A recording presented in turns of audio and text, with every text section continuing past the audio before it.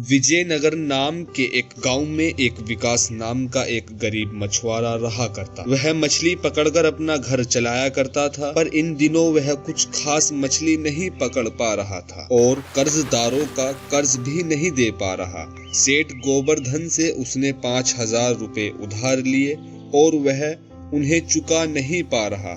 अब सेठ बहुत गुस्से से विकास से कहता है, देख विकास, अगर 2 दिन में मुझे मेरे पैसे नहीं मिले तो मैं तेरे घर का सारा सामान ले जाऊंगा।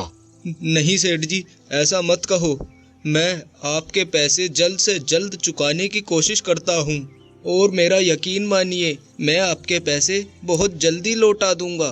तो फिर ठीक है, मैं परसों आता हूँ। या तो मुझे सारे पैसे दे देना, वरना अपने घर का सारा सामान देना, ठीक है? सेठ जी ठीक है। और सेठ वहाँ से चला जाता है। अब मैं क्या करूं? अगर परसों तक मैंने सेठ के पैसे नहीं दिए तो वो मेरे घर का सारा सामान ले जाएगा। अब मैं परसों तक इतने पैसे कहां से लाऊंगा? अब विकास की पत्नी बोलती है, अजी सुनिए, बरसात भी आने वाली है और हमारी घर की छत भी टूटी हुई है। आप जल्दी कुछ करिए, वरना बरसात में हमारे घर में पानी घुस जाएगा। अब विकास चारों तरफ से मुसीबतों से घिरा हुआ था। वह बहुत परेशान था। चलो नदी पर जाकर देखता हूँ, क्या पता आज कुछ ज्यादा मछली मिल जाए। यह कहकर विकास नदी के किनारे पहुंच जाता है और अपना कांटा नदी में डालता है और इंतजार करता है। तभी कुछ भारी चीज विकास के कांटे में फंस जाती है। विकास बहुत खुश होता है। उसे लगता है आज तो बहुत बड़ी मछली फंस गई है।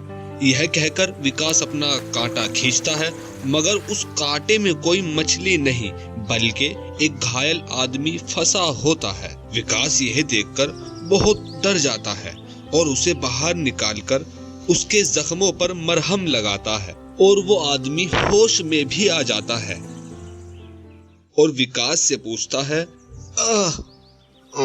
तुम कौन हो? क्या तुम ही ने मेरे जख्मों पर मरहम लगाया है? हाँ, मैंने ही तुम्हारे जख्मों पर मरहम लगाया है।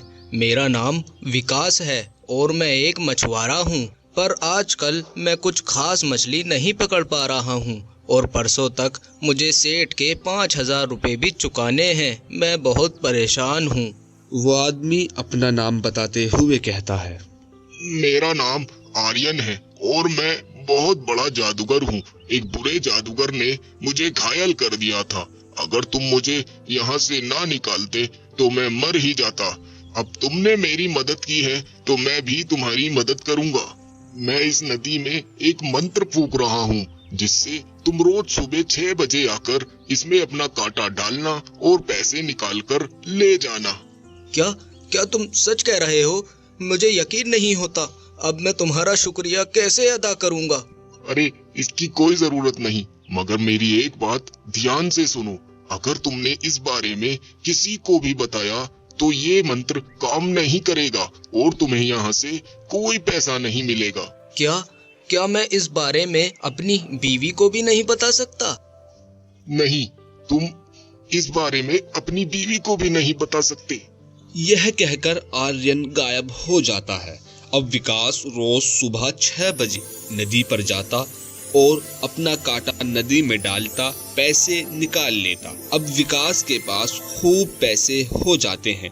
वो रोज जाता और रोज पैसे निकाल लेता। वो सेठ के 5,000 रुपए भी दे देता है और एक नया घर भी खरीद लेता है। लेकिन एक दिन उसकी बीवी विकास से पूछती है, अजी सुनिए, मुझे एक बात बताइए, ये रोज सुबह 6 बजे जाकर आप ये पैसे कहाँ से लाते हैं? और आप ज्यादा देर भी नहीं लगाते, जल्दी ही आ जाते हो।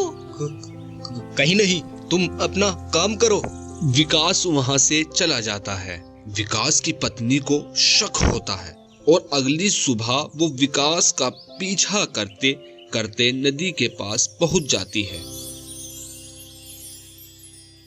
ओह, ये यहाँ से पैसे लाते हैं और मुझे बताते भी नहीं। लेकिन यहाँ इन्हें पैसे कौन देगा?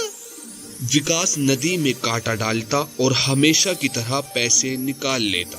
यह देखकर विकास की पत्नी के होश उड़ जाते हैं और वो विकास से कहती है, ये पैसे नदी में कहाँ से आए? तुमने कैसे निकाले ये पैसे? अरे तुम यहाँ, मैंने तुमसे मना करा था, अपना काम करो। हाँ, मैं यहाँ, तुमने मुझे नहीं बताया तो मैं तुम्हारे पीछे आ गई। अरे बेवकूफ औरत, ये तुमने क्या कर दिया? अब हमें यहाँ से कोई पैसे नहीं मिलेंगे, अब सब कुछ खत्म हो गया। और तभी विकास के हाथ से वो पैसे निकाले हुए गायब हो जाते हैं। हाँ, अरे मेरे पैसे कहाँ गए? मेरे पैसे? तभी नदी से एक आवाज आती है, मैंने तुमसे कहा था कि इस बारे में किसी को पता नहीं चलना चाहिए।